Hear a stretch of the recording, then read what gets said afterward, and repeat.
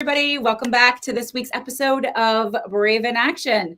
I am your host, Heather Vickery, and Instagram always gets to come in early with me because they see me troubleshoot and get things set up and ready. When I first joined here, it was great because my new fancy webcam was working, no problem, and now it's not. So I don't know why. I apologize. No idea why. So hopefully the quality is okay for all of you. For those of you who are new here, welcome. My name is Heather Vickery. I am a success and leadership coach, and Brave is my business. I am here to support all of you in creating a global revolution of what I call everyday bravery. And what in the hell is everyday bravery? Well, everyday bravery is recognizing that we do a million different brave things every day, but maybe they weren't previously considered brave. So we have fears. We feel fear all the time. And when we lean into that fear and learn from it and take it apart and get some information, we then have the ability to choose bravely. Brave doesn't exist without fear. It really doesn't, right? And so I do a Brave in Action weekly live show, which is where I come in and just share one little tip, trick, system to help you step into your brave that week. And I have the Brave Files podcast where we interview people who have stepped out of fear and into bravery in every possible way. I also co-host Was It Chance, which is a podcast about intentional creation and manifestation to build a creative, successful life.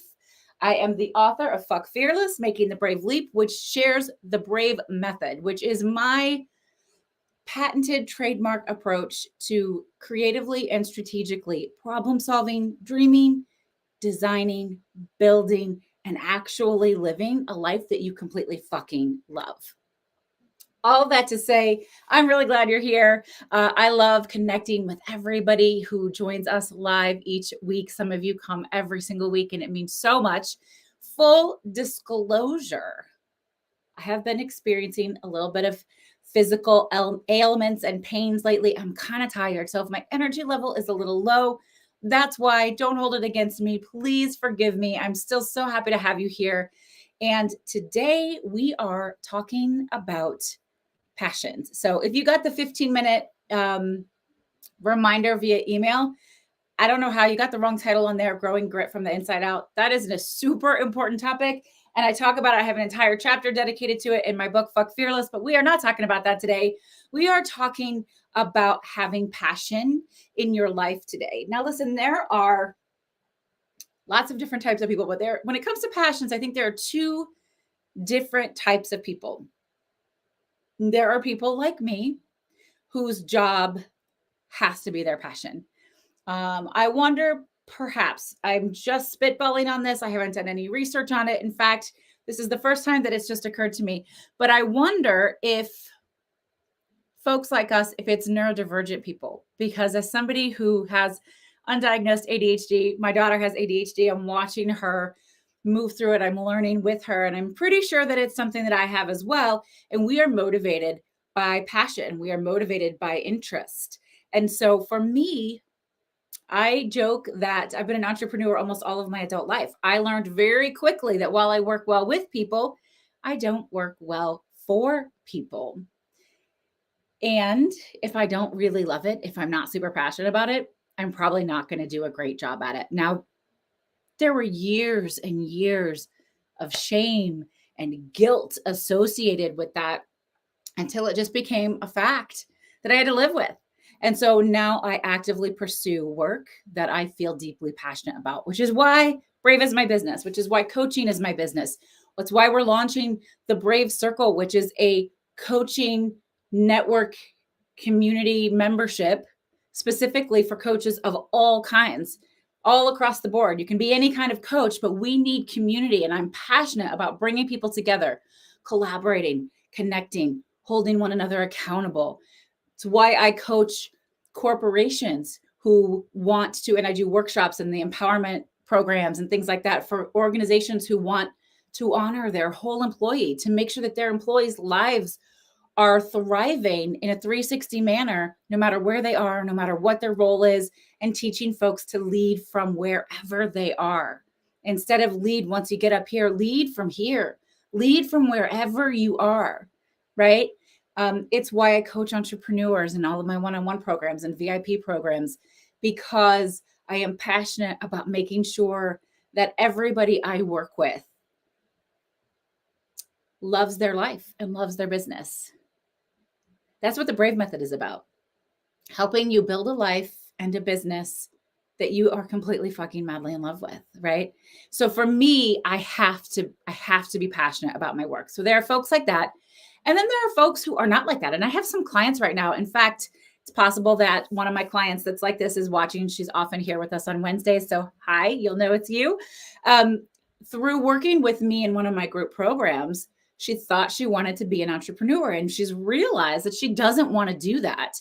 That it's okay. It's great for her to have a regular 9 to 5 job, but she can get up, go do this job, do a good job at it, get a good paycheck, and then pursue her passions outside of that. That's okay too. I am not here to tell you that you should not want your 9 to 5 regular paycheck job. There's nothing wrong with that. It fills a lot of people up. It's really important. Well, hi, Pam Freeze. It's so nice to see you here. What a treat. So, for some folks, like I said, two different people, two different types of people whose work needs to be their passion, and people who are good with just going in, getting their job done, and pursuing their passion outside of it. What worries me is folks who don't have a passion and who don't spend any time pursuing a passion. Positive psychology literally proves to us through their research that there must be passion in our lives in order to feel happy and complete and joyful, and to circulate that, because all of that stuff is super, super contagious, right? I'll share a story with you that is so impactful to my heart. I love the theater and I love live music, and I always have since I was little. And my mom used to take me to the symphony. She used to take me to art museums and take me to see musicals and plays. And I kind of always knew she wasn't really into those things, but she always took me and I loved them. And just a few years ago, I was visiting her and I said, "You don't really like the theater very much, do you?" And she's like, "No, not really. It's not really my thing." I'm like, "You don't really love live music?" She's, "No, it's not really my thing." And I said, "Why didn't you take me to those things if you didn't enjoy them?" And she said, "Because I wanted you to have a passion." She said, "I've never had a passion, and I wanted you to have a passion, and you showed an interest in those things, and I wanted to help you pursue it." Because when we have a passion for something, then it fills all of our buckets, right? And we bring joy into the world, into the people around us. Whether your passion is education or diversity and inclusion, whether your passion is writing. I know Chris Davis is here. Chris has this amazing story to share, and writing and being part of the book process and editing. Folks do that work. Honestly, to be a good editor, you have to be passionate about it. Otherwise, what a drain of a job that would be if you didn't have some passion for it, right? Even if you're good at it, it would be so exhausting. Or maybe that's just me. If you're an editor and you don't really love it, but it's easy for you and no big deal, I want you to reach out and say hi. I know for me, but maybe this is, again, like I said before, simply because I have to be passionate about what I'm doing, or I'm just not going to show up. And I continue to remind myself that I don't need to feel shame about that. Do I do things that I don't love sometimes? Well, yes, absolutely. We all do things that we don't love sometimes, but it's because I desire the results on the other side, right? It's really important. In fact, I just had that conversation with my 15-year-old this morning. She is in driver's ed. So she was driving herself to school. It is so weird when that starts happening. And there's this one intersection where I always want her to get in the left-hand turn lane and turn left. And she always forgets to turn and remembers it at the very last minute. And then she freezes and doesn't know what to do. And then she kind of goes to the right, even though she's supposed to go to the left. And we have to go straight because she missed all of it. And today I said, "We're going to turn at Oak Park Avenue. What does that mean?" And she goes, "Well, that means we're going to be at the intersection that I always miss." And I said, "Well, that's true, but what would it feel like if you said, we're going to be at that intersection, that it's important for me to stay focused and make sure I get in the left-hand lane soon enough so I can make that turn?" She goes, "Oh, yeah, I like that." And I'm like, words matter, right? This isn't necessarily directed to passion, but I am passionate about making sure that we are kind to ourselves, that the words we use when we speak to ourselves and about ourselves and to others are words that make us feel good and make us feel happy. All right. So, passions, my friend. What are your passions? I would love to hear from all of you. Let's see. I can see if I have any comments here. I'm glad whoever's here said that they're excited to be here. It is so important to embrace some passion. And whether that is a shared passion, if it's something that you do with a group or you do solitary, I'm super passionate about reading. I love to sit by myself and read, but I also love a book club. I see my friend Pam Freeze here. We used to be in a book club together, and I love the social aspect of that. And I miss my people. I would love to do that again sometime. If you like race car driving, I can assure you that I don't, but some people do. They love it, right? Liz Hanson says she loves to learn about new things. I love to learn about new things. That's such an amazing passion. And what can that mean, right? Does it mean you are signed up for the monthly Coursera app, right? Where you can go in and take classes, whatever you want. I've taken a ton of classes through Coursera because I do have a passion for learning, just like Liz does, or teaching yourself how to sew or to knit or to make things. I think that is amazing. We've got someone who says, my passion is making children feel important, powerful, and smart. I want to know who that is. Who said that? Tell me your name. I love that one. My passion is making children feel important, powerful, and smart. And so I would say to you, how do you pursue that passion? Are you a teacher? Is that your job? Or do you do that extra? Do you do that through the Boys and Girls Club or through volunteering, right? There are lots of ways to do that. It was Annie. I could have guessed it was Annie, but I didn't want to assume. I love that.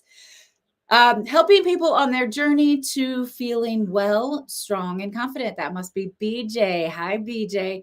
Incredible, right? That is such an amazing passion. Now, here is an interesting topic for those of you who are sharing that your passion is your work. I am curious, are you like me? Can you do work that you're not passionate about? I mean, we can't all do it. We have the capacity to do it. The question is, do we do it, or do we want to do it, or do we stick with it, right? All of those different things. Beyond that, do you have other passions? So for me, I love my job. I'm wildly passionate about being here with all of you and supporting you and the work I do and the writing and the podcasting. And if I didn't love it, I couldn't do it so vivaciously. But I also can't do those things 24/7. I have to have other things that bring me joy. Reading, taking walks, lately snuggling my sweet puppy. We spent 10 minutes in a hardcore snuggle together before I got ready to come on and do the live with you. Watching my children laugh. So playing games with them, doing silly things that they enjoy, right? I have to have passions outside of work, even though for me, work needs to be passionate. So how are you bringing passion into your life in other ways as well, right? I'm passionate about helping and caring for animals in need. That's an excellent one. And there are so many ways to do that, right? I love that. It's excellent. So I would like to have you all do a little exercise where you take stock of what type of person you are. I should have said women. Oh, it was Rebecca who said helping people on their journey to feeling well and strong and confident. Hi, Rebecca. So not BJ. Very similar health confidence coaching. That's so funny. You're right. If you had said woman, I think I would have known that it was you, Rebecca. I love that. But still, what are your other passions outside of those things? So here's what I want you to do. I want you to take stock of, A, which type of person are you? Are you the type of person whose work has to be your passion? Or are you the type of person who can absolutely go in, I just want to get this job done. I'm going to work my 40 hours a week and get my paycheck, and I'm going to then use that money to do things I'm passionate about in my free time. Decide, and everything in life is fluid, sexuality and gender and everything else, right? So passions can be fluid as well. So where are you on that spectrum? And then is your work, if you are the type of person who your work needs to be your passion, is it? Are you creating those goals? Are you making that work for you? And if not, how can we create change, right? You can apply the BRAVE method to figuring out how to make sure that you are doing work that you're passionate about, if that's the type of person that you are, right? And if that's not the type of person you are, then what are your passions? Are you making time for them? Are you prioritizing them? I know people who podcast. Podcasting isn't their job. They're probably not making money off of it, but they're super passionate about that, whatever their topic is, right? Or podcasting in general. We put a lot of time on that. So take stock. What type of person are you? Where are you on that spectrum? And are you building in time for your passions? And how are you prioritizing them? And why does that matter? Let's talk about that for a second. Okay.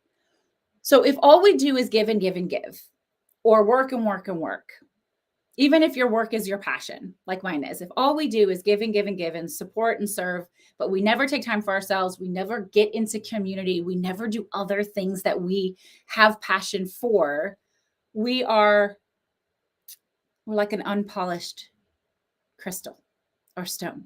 We're beautiful, but we're not sparkly, right? We lose a little bit of our joy when that happens. And I want you to feel joy. And joy starts here and works its way out. It's like, have you ever been around a person that's just got this joyful energy that you kind of feel like their light shines on you and you kind of can't help but be excited or energized? I love people like that. I just interviewed a woman for my podcast yesterday, Anna Deshawn. It's going to come out in June. We're saving it for Pride Month. But there's something about Anna that just sort of lights me up when I talk to her, which I love that. So many people like that. And you get to be like that. You get to be a conductor of that electric light of joy. You get to show that, mentor, finding time, prioritizing time to give to others, to build in your passion, to give to yourself, right? Making time for yourself, whatever that looks like. So I want you to really think about what it is that brings you extreme joy. What are you passionate about? Are you making time for that? Are you bringing that, do you want that to be collective? So do you want to bring friends or loved ones into that experience? Is it something you want to be solo? And are you prioritizing that? Are you setting boundaries around it? Are you asking for that? Right? I take my passion for learning and problem solving and leverage that into supporting small business owners. That's my girl, Liz Hanson. It's good Facebook, man. But I have a lot of creative passions that I do outside of work, and I choose not to try to earn a living with that. And I love that for you. So what I'm hearing Liz say is her work, she is passionate about her work, and you're great at your work, but also it's important to you, Liz, to have passions, creative passions that you do outside of work that you don't want to put money, you don't want to assign or attach money to it. I would imagine because then it feels like an obligation and less like a joyful passion to pursue. Does that sound about right? I don't know who said you shine a light in the world, but thank you for that. I appreciate that so much. So you guys, I want to know, check it out. Do your little assessment. So this is where you practice the BRAVE method. I'll remind you what the BRAVE method is and apply it specifically to passions. The BRAVE method is an acronym. BRAVE stands for boundaries, the 3 R's, reassessment, reframing, resilience, action and accountability, vulnerability, and expand and empower. So let's just quickly show you how you can use that and apply it to this idea of having passions in your life. I'm actually going to have you start with the 3 R's because it's really important to do that. Reassessment, reframing, resilience. Reassessment. What passions do you have? Are they part of your life? Do you need them to be your work? Like Liz, do you need to have them for work, but also have passions outside of work that you don't attach a monetary need to? All of that. Where are you on that scale? Reframing is if maybe you haven't made time for your passions, or if your work drags you down and you want it to be a passion, but it's not, and you haven't gotten started on this other thing you want to do or whatever. Reframing is, okay, forgiving yourself for whatever bullshit, whatever stories, whatever hasn't worked in the past, deciding what you want in the future, reframing it. What have you learned from it? I've learned that I need to have a job I'm passionate about, right? So reassessment, reframing, and then get up and do it again. Let's think about how you can build time and space for passions in your life, passions in your business, passion for and with your clients, if you have those, or if you're a teacher, your students, or whatever that might be. Okay. So first you do that. Then you have to do boundaries, right? So in order to make that happen, let's just say you have a passion for playing euchre. I don't know why that's what came to me, but let's just say you have a passion for playing euchre. And in order to do that, you need to meet a community of people who like to play. You need at least 4 people to play euchre, but maybe you want to do a euchre tournament or you want to be in a euchre club. So you got to do the research and figure out How can I connect with these people? And then let's say they meet every Wednesday night at 7 p.m. and you really want to be there, but you've got little kids at home or a partner or whatever. So then if it's important enough to you, you say to your partner, I really want to go once a month to this Wednesday night euchre club. It's going to bring me a lot of joy and I'm going to get to connect with people and it's going to be a lot of fun. In order to do that, I need you to get the kids dinner and put them to bed that night. I'm totally like pulling this out of nothing, but it's a great example. So you've identified a need, a want, a desire. You have declared that it's important. You have asked for support. So that's accountability and action, right, as well. And then you set a boundary around clearing your calendar to make sure that every month you have that Wednesday at 7 p.m. free so that you can go out and do this thing that you really enjoy doing. You make sure you prioritize it. Don't overbook it, right? All of that kind of stuff. And then expand and empower. That's your result from implementing the Brave method into your life. Expand and empower is what you get. It's your reward for showing up for yourself, for doing the rest of the Brave method. And that expansion and empowerment is you build that community.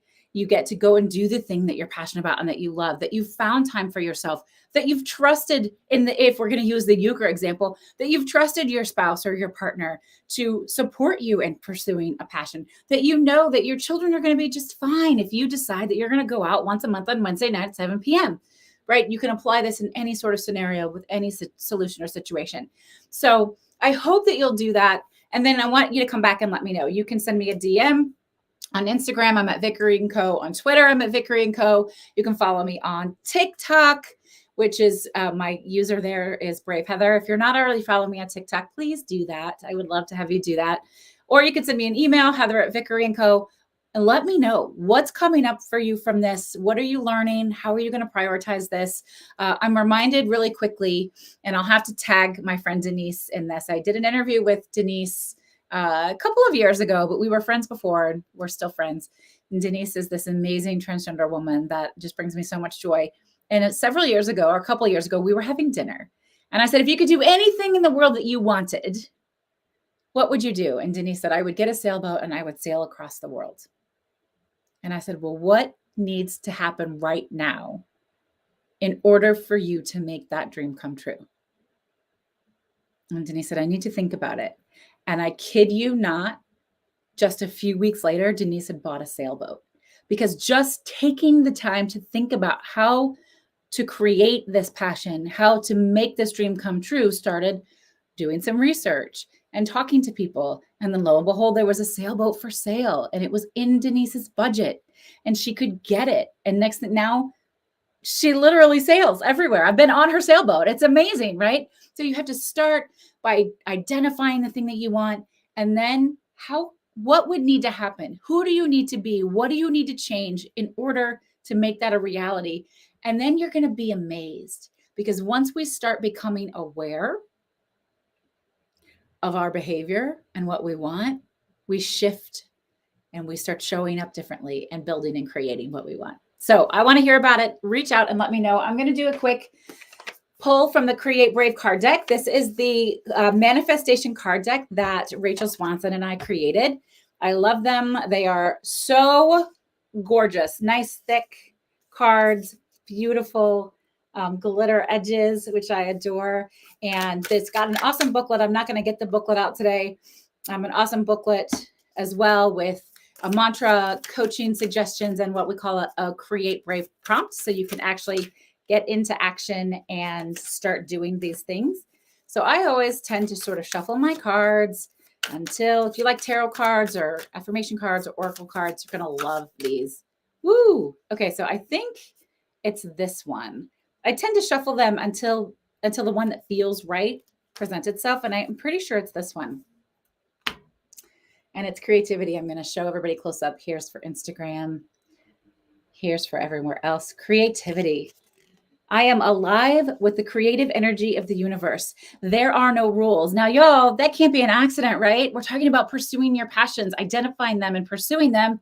And this is creativity, right? We want to be creative and making sure that we find time to identify and pursue these things that bring us joy. Because when we feel joy from the inside, we exude joy on the outside and we share that with other people and we light them up.